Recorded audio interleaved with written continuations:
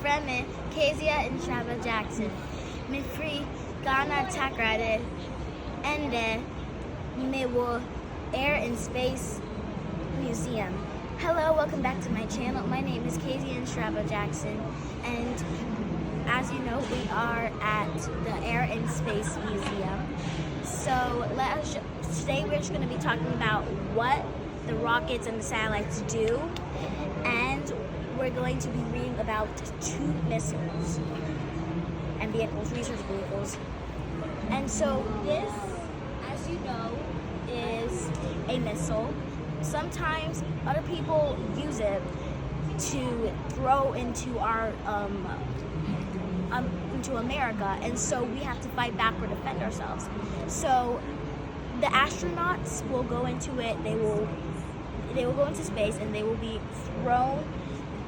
It will just shoot right into space, and they will fight against the other people who are trying to come into America and just shoot bombs like that. So let's get started on reading our 2 missiles.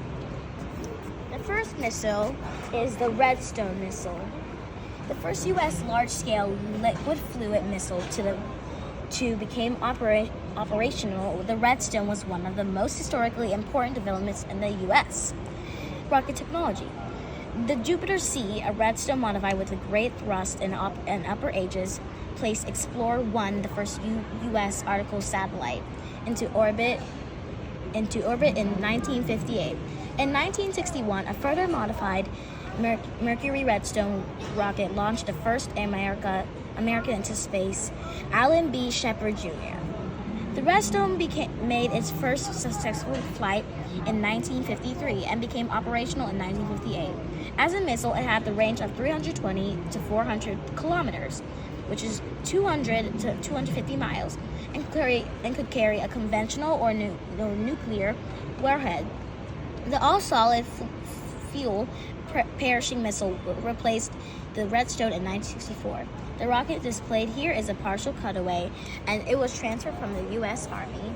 So, as you can see, it is right here, but since it's so big that we can't show you everything, they have a miniature version right here. So, 1 was the warhead. As you saw, we read about that somewhere in one of the 2 paragraphs. 2 was the guidance and control section, which is right here. 3 was guidance and control vanes, which is right here. 4 is alcohol tank. And as you're wondering, what did they use the alcohol tank for? Well, in those times, alcohol was kind of fuel for the rocket to be launched. So that's what they used it. That's what they used the alcohol for.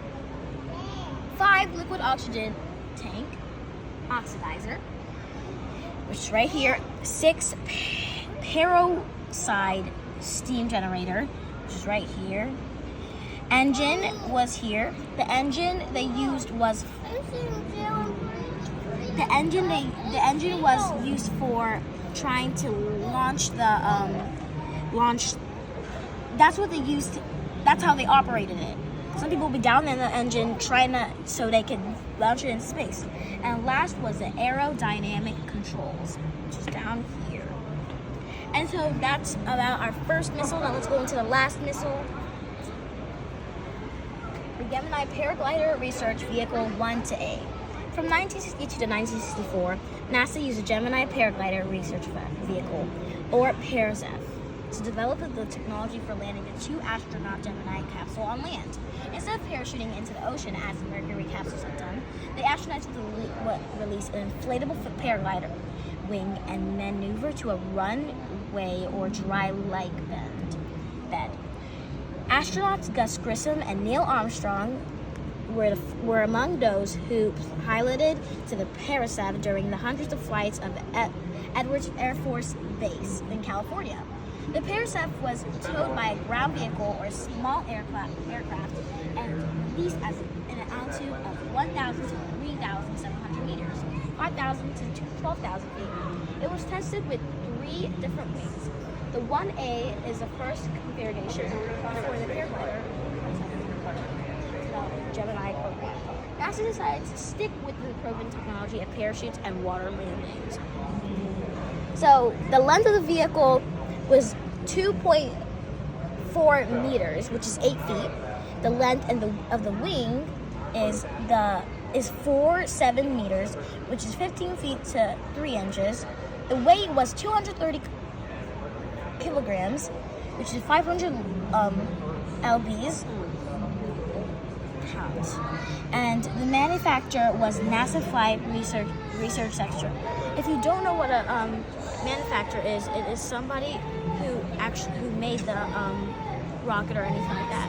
So that's all for today. Thank you for watching my video. Please put where we want to go every week in the comments, and I'll see you later. Please subscribe and like.